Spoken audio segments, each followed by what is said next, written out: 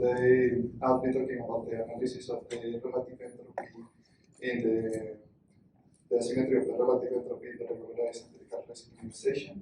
This is a joint work with Iñaki Esnaola, Sam Perlaza, and Vincent Poole. So this is like our technical reports regarding this investigation.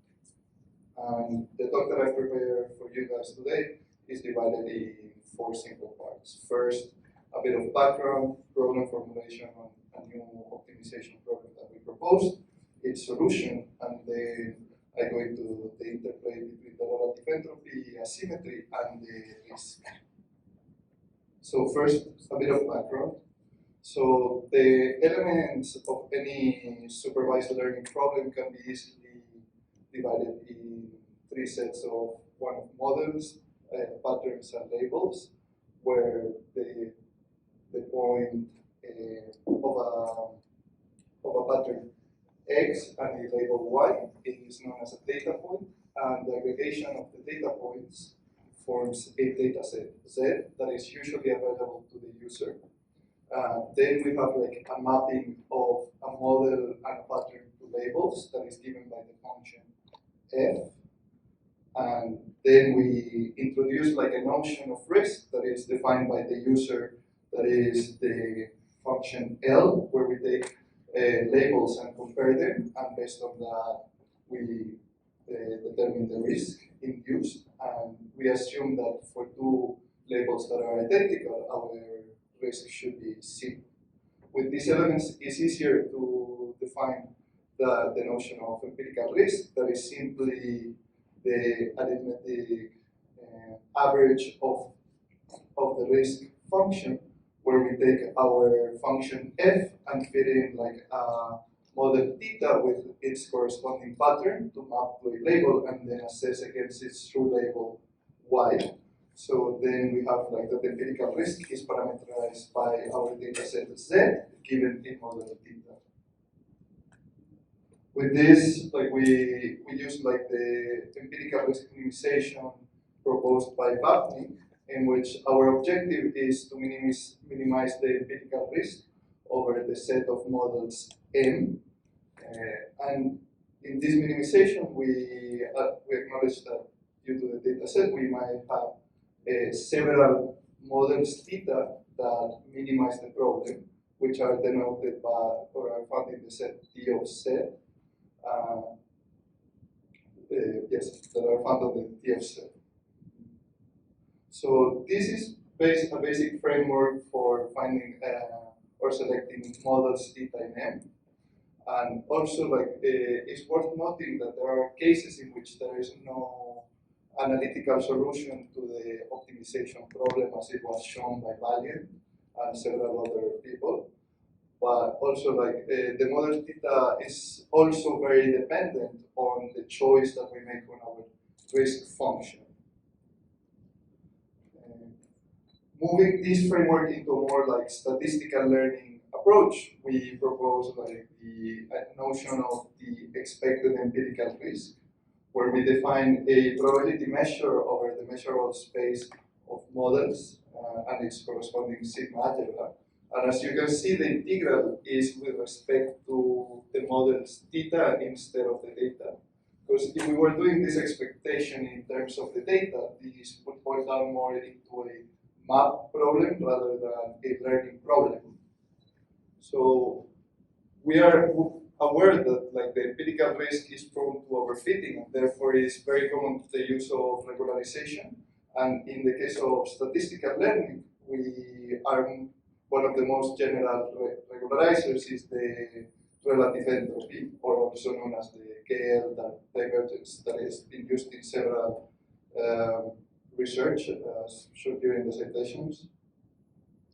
So with this, like the classical type 1 ELM problem is parameterized by a probability measure Q and a regularization factor lambda, where our objective is to minimize the notion of the expected empirical risk and find the probability measure P, plus like a penalty that is lambda multiplied by the relative entropy in the direction PQ.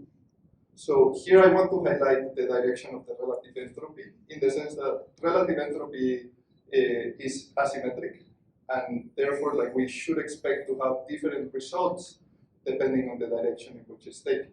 In the literature, this one is the common direction in which it's solved. And if you can see, the optimization is here I highlight is constrained to the set of probability measures for which P is absolutely continuous with respect to Q, which is an important role that constrains like the optimization from its like formulation. The result of this problem is well known and well studied, in which we know the result is a Gibbs probability measure, which its Radon-Nikodym derivative is defined by the following theorem, where like the probability measure is parameterized by lambda and q in this crazy notation, and then we have the probability is the margin is dependent on our data set Z. So what is this new type 2 that I want to propose and try to convince everyone here like that it is important and is relevant for the study of learning?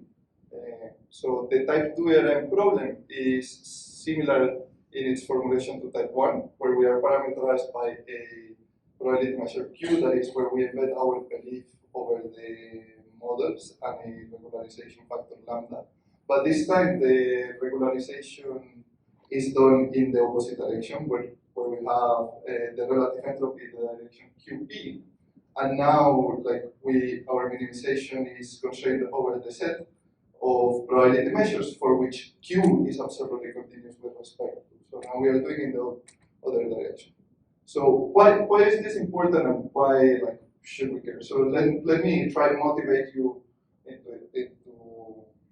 into why do we want this. So the motivation is split in three key parts. So the first one is the set of measures. So I'll go very briefly over them and then elaborate more on them. But type 1, we've already seen that we are constrained to the support of our belief from the start in the problem. In type 2, the problem is no longer constrained into the models that we can select, and we can escape the support of Q from like the problem formulation point of view. Also, like the choice between the direction of the relative entropy that is found in the literature often follows more arguments based on numerical analysis rather than a concrete like explanation of why one direction over the other.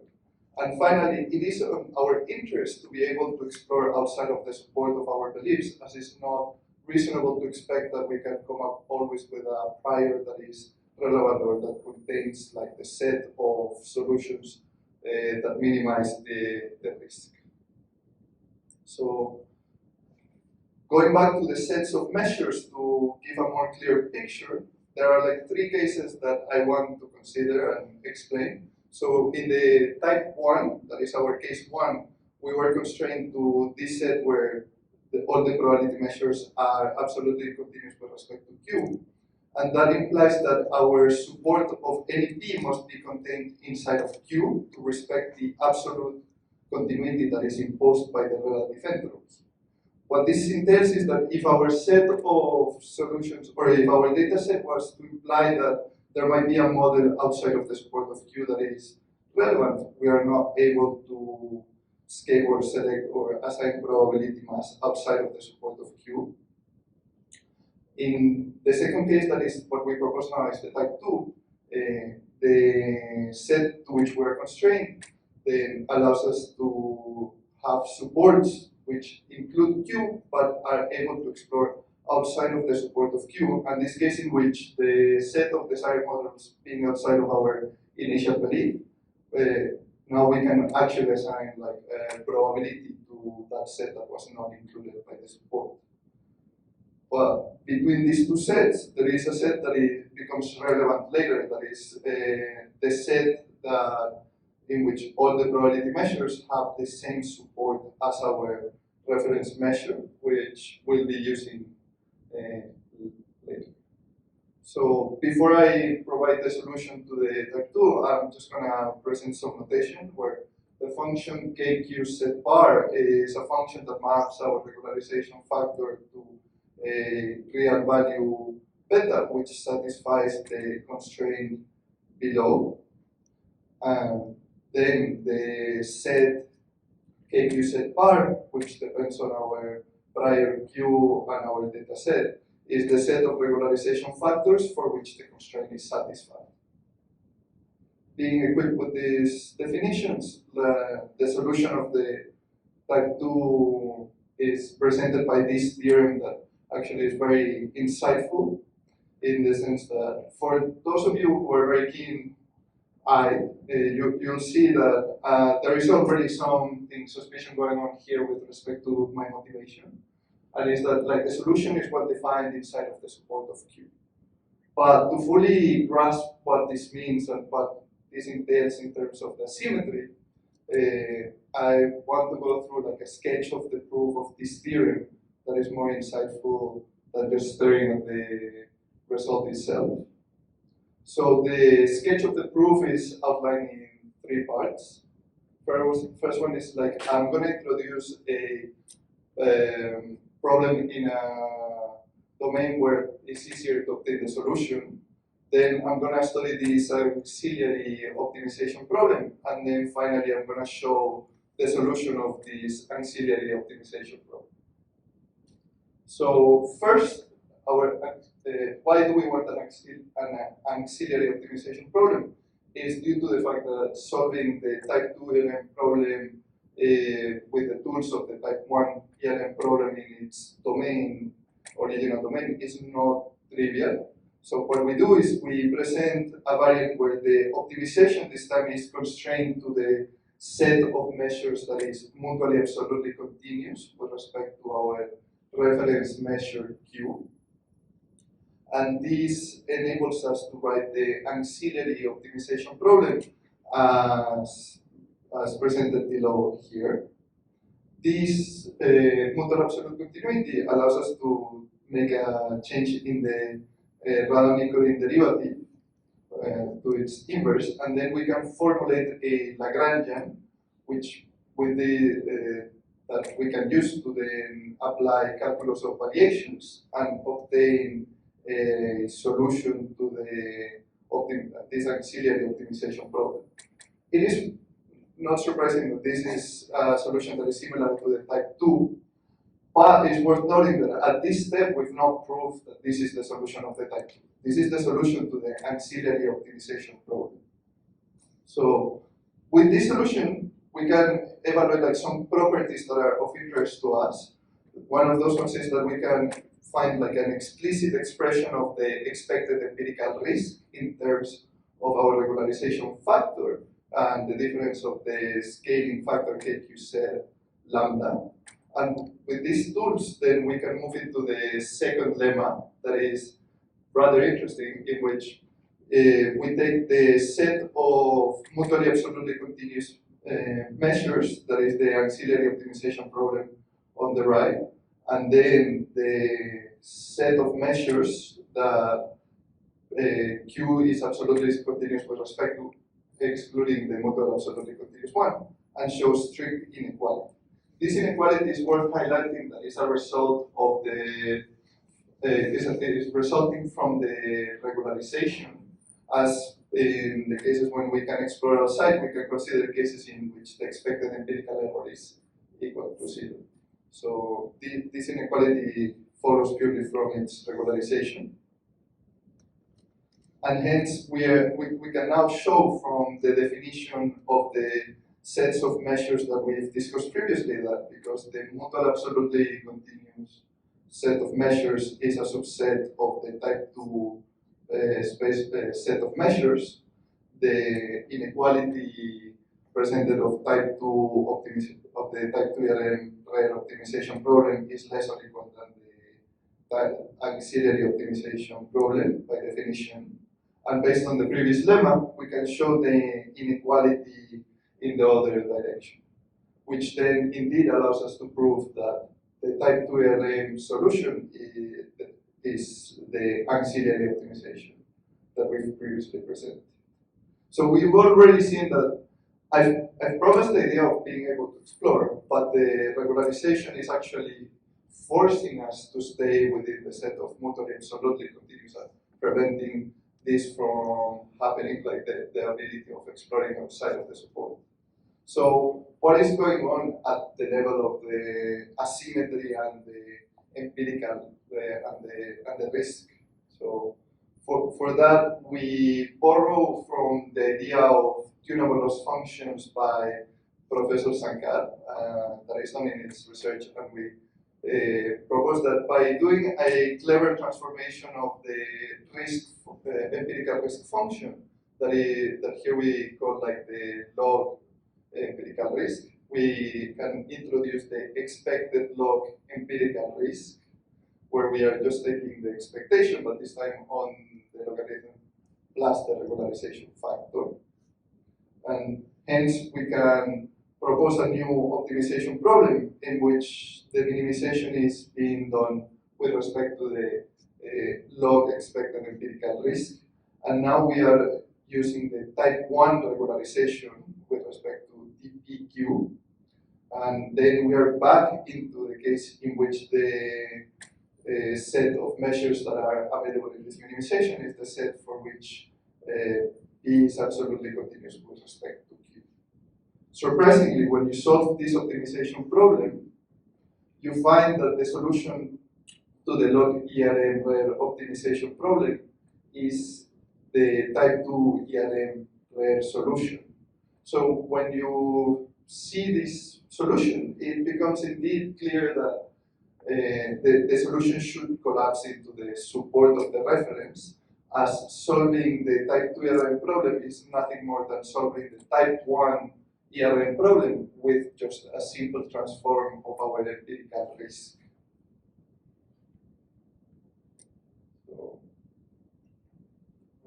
So the key remarks that I have is like, we've proposed like a new optimization problem for which we have provided a solution, and the solution also reveals the fact that the regularization assumptions that come from the absolute continuity in the empirical risk induces a collapse of the support into the support of our reference measure. But this is also very important not only for the type 2 ERM problem, but also for the type 2, the other way around, for the type 1, that is the classical use. Because it reveals that it's not surprising the presence of mutual absolute continuity in the case of probability measures for type 1, where we are forced to consider the entire support of the reference measure, and we're unable to take advantage of disregarding certain parts of the support of Q. But even more interestingly, from an application point of view, is that we have shown that the relative entropy regularization induces an inductive bias into the learning problem that cannot be overcome by any amount of training data. So it doesn't matter how large our data set is and how well it points to a solution. If that solution is outside of the reference that we have picked, then we are unable to escape our own bias. This is particularly important when sometimes when you regularize, you just use your own data to make an approximation of that distribution. And if that data is biased, then it means that you are unable to expand and go outside of that. So thank you very much for your time and attention. If anyone has any questions, I would be happy to take them. Thank you.